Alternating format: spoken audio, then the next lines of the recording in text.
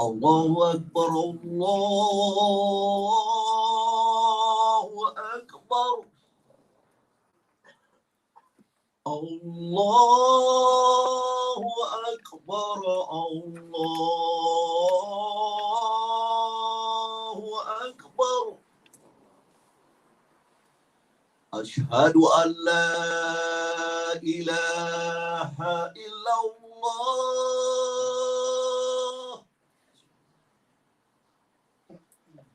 أشهد أن لا إله إلا الله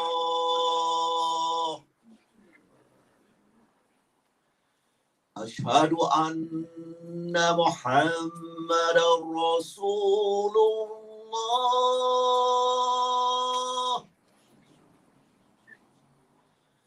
أشهد أن محمدا رسول الله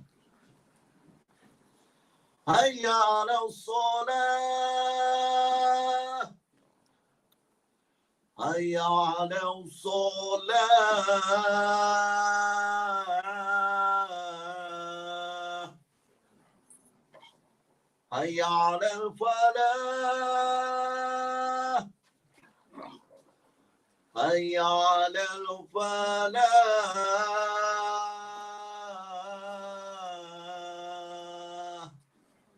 الله أكبر الله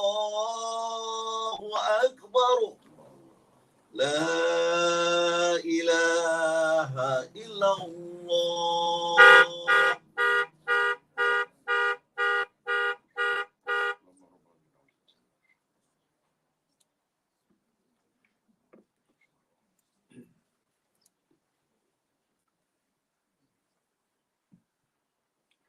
الحمد لله الذي ألف بين قلوب المؤمنين وأشهد أن لا إله إلا الله وحده لا شريك له وأشهد أن محمدا عبده ورسوله المبعوث بين يدي الساعة داعيا إلى الله بالحكمة والموعظة الحسنة اللهم صل وسلم وبارك عليه وعلى آله وصحبه ومن تبعه ووالاه أما بعد فيا عباد الله أوصيكم ونفسي بتقوى الله وحثكم على طاعة الله وطاعة رسوله لعلكم ترحمون قال الله تعالى في كتابه الكريم أعوذ بالله من الشيطان الرجيم وأطيعوا الله والرسول لعلكم ترحمون. Dear brothers, first of all, we praise and thank Allah subhanahu wa ta'ala for all His blessings. And we invoke peace and blessing upon our beloved Prophet Muhammad sallallahu his family, his companions, and all those who follow him doing good deeds till the day of judgment. Allah subhanahu wa ta'ala said in the Quran, أعوذ بالله من الشيطان الرجيم يا أيها الذين آمنوا اتقوا الله حق تقاته ولا تموتن إلا وأنتم مسلمون. All you who believe, be conscious of Allah or fear Allah as He deserves to be feared, and do not die but as Muslim. In other words, with the emphasis there or tawqid, meaning never die by as Muslims, as those who submit to Allah subhanahu wa ta'ala by obeying all His commands and avoiding all the prohibitions. So in this ayat, Allah subhanahu wa ta'ala commanded the Muslims, whom we always address by the term Ya ayyuhalladhina amanu, or you who believe, Why? Because Allah does not expect the obedience from those who don't believe. Because we see some people, they do good in front of people, but not because of Iman. So Allah doesn't expect that. That is why He always call or address all you who believe. So you believe that ittaqullah. So fear Allah, be conscious of Allah. Because He deserves to be,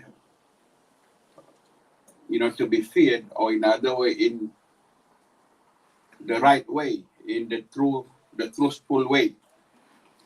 But never die, but as Muslim, or those who submit to Allah subhanahu wa ta'ala. And part of this taqwa Allah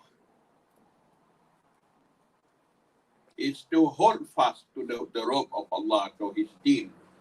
And then Allah continued saying, وَاعْتَصِمُوا بِحَبْلِ اللَّهِ جَمِيعًا وَلَا تَفَرَّقُوا. Hold fast, all of you together, to the rope of Allah, and do not be divided. Do not split among yourselves. So here Allah first commanded the believers to hold fast to the rope of Allah. The rope of Allah is His deen. And the Quran, as explained by His messenger in the hadith or in the sunnah. So we have to hold fast to that. And then He forbid us to be divided. وَلَا تَفَرَّقُوا. Do not divide among yourselves. Do not get divided or be divided among yourselves. Why Allah address the command and the prohibition both? To test us. To test us whether we believe or not. That is why in our way of obedience to Allah subhanahu wa ta'ala, we have a lot of obstacles, whether from ourselves or from outside, from our environment, from the shaitan and so on. Why? To make this obedience to Allah valuable in the sight of Allah. It's easy. It's not a test, because Iman is a test. The test of love. We love Allah more or other things more. That's how it is. And Allah commanded us to do a number of things and forbid us to do a number of things. And then first He commanded us to be united, to hold fast to the rope of Allah, to be united under the banner of His deen. And then He forbid us, وَلَا تَفَرَّقُوا. Do not be divided among yourselves. وَاذْكُرُوا نِعْمَةَ اللَّهِ عَلَيْكُمْ إِذْ كُنْتُمْ أَعْدَاءً فَأَلَّفَ بَيْنَ قُلُوبِكُمْ فَأَصْبَحْتُمْ بِنِعْمَتِهِ إِخْوَانًا. Remember the ni'mah, the favor, the bounty of Allah to you. That when you are enemies to each other, and then He brought your heart together. He united your heart. And then by His grace, His mercy, you became brothers. Meaning, the only motivation or tool to make us united is Iman. Why? Because it is Allah who can bring the heart together. It is Allah who can unite our heart. It is Allah who can unite us as a ummah, nobody else. Even the Prophet could not do that. As proven in Surah Al-Anfal, Allah said, هو الذي أيدك بنصره وبالمؤمنين. So it is He, Allah, who strengthened you, who supported you with His help and with the believers. وَأَلَّفَ بَيْنَ قُلُوبِهِمْ, and He brought their heart together. He united their heart. لو أنفقت ما في الأرض جميعا ما ألفت بين قلوبهم ولكن الله ألف بينهم إنه عزيز حكيم. Allah united their heart together. If you were to spend all that is in the earth all together, you were to spend all that is in the world or this world together, you would not bring their heart together. You would not have united their hearts. ولكن الله ألف بينهم, but Allah, why it is Allah who brought their heart together, who united them. إنه عزيز حكيم, indeed He is almighty, all wise.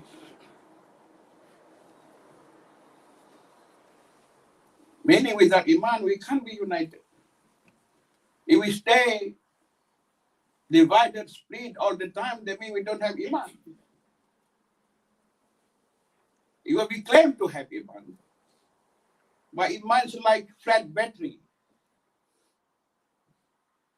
cannot motivate us or push us to work, to obey Allah subhanahu wa ta'ala. That's what it is.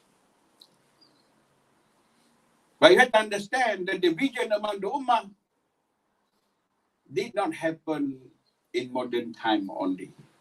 At this time, no. That is why Allah revealed the Quran to the Prophet. It happens in the time of the Prophet in his lifetime. Among those who were prayed behind the Prophet were munafiqun, hypocrites. During his lifetime, that is Allah revealed the ayat like this. Even the companion could not agree with each other in his lifetime, the lifetime of Prophet. So it is not something new. This is the reason why Allah revealed that to test us. You obey Allah, or we disobey. Allah commanded us to be united, we are united, or we are divided. Allah forbid us to be divided. That is why there is command and prohibition. To test whether we can prove that we really have Iman in Allah or not. That is why here Allah subhanahu wa ta'ala also reminded in Surah Al-Imran, وَاذْكُرُوا نِعْمَةَ اللَّهِ عَلَيْكُمْ إِذْ كُنْتُمْ أَعْدَاءً فَأَلَّفَ بَيْنَ قُلُوبِكُمْ فَأَصْبَحْتُمْ بِنِعْمَتِهِ إِخْوَانًا. To remember the favor of Allah, the bounty of Allah to you, when you were enemies to each other. He brought your heart together. He united your heart. He joined your heart together. And so by His grace, you became brothers. This is alluding to the situation when two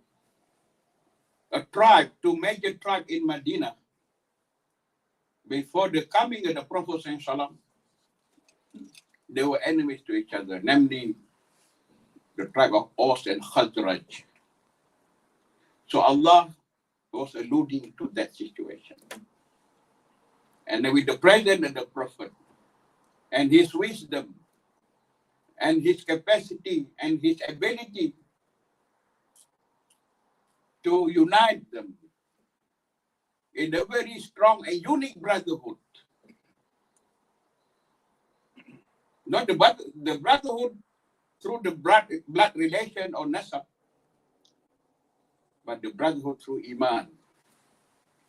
But Allah said, by His grace, the Iman, by His grace, you become brothers. Even soon after the Prophet ﷺ arrived in Medina, the very first thing he did, of course, established the mosque of Quba. And then his mosque, and also to make one brother of the Muhajirin, the immigrant, the brother from the Ansar, or the people of Medina. He made them brothers because you had to understand the Muslim who emigrated from Mecca to Medina, leaving everything behind. Their wives, their children, their businesses, their properties. They had nothing with them at that time, at that stage. But Allah SWT brought their heart together. To the extent that Allah later on praised those people of Medina, who with the grace of Allah became brothers, became united.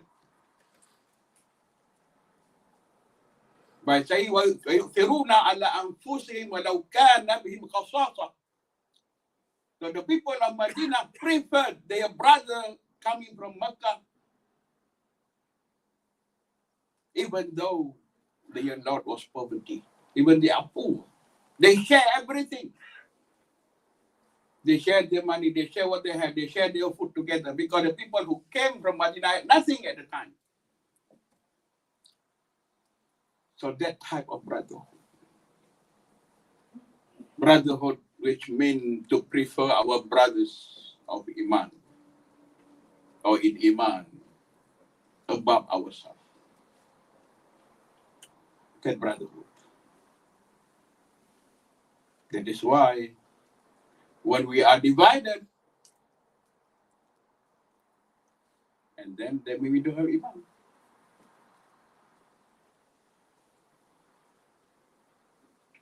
Can you see that most Muslims today, they can't ever agree on killing a fly? This is a problem. Of course, they always agree to disagree. Then that's fine. Disagreement is part of human nature. That is why we need Iman. How to remove this disagreement? By understanding, first of all, what human beings are not perfect. Or we are not perfect. An opinion of an individual is defective. It's not complete.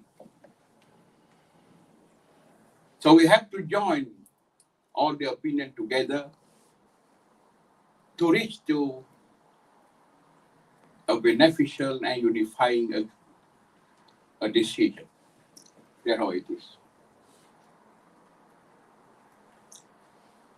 Today, people even have disagreement with regard to how to pray. While people who go to brothel houses, to the casinos, or to gambling, they are secure and safe. Nobody talk about them. But we talk about what other people are doing. So we think that we are the best, or we are better than other people. So we do that with those who are doing good. This is a problem. We don't understand that we are different. We are not perfect. We need to unite our views and opinions to attain or to achieve perfection. Let alone with our neighbors, with our friends. Even people who are married, they always disagree with their wife. But they still continue. They still carry on with their life. That's how it should be. We disagree with our siblings. That's part of human nature. But what is important, the understanding that happened because we are not perfect. That's why. So we have to appreciate the opinion of either we disagree, that's fine. But we let not our disagreement lead us to division. That what is important. I think that's all we have to say today. Barakallahu li wa lakum fil Qur'an al-azim. ونفعنا إياكم بما فيه من الآيات والذكر الحكيم وتقبل مني ومنكم تلاوته إنه السميع العليم. أقول قولي هذا أستغفر الله العظيم لي ولكم ولسائر المسلمين والمسلمات واستغفروه إنه هو الغفور الرحيم.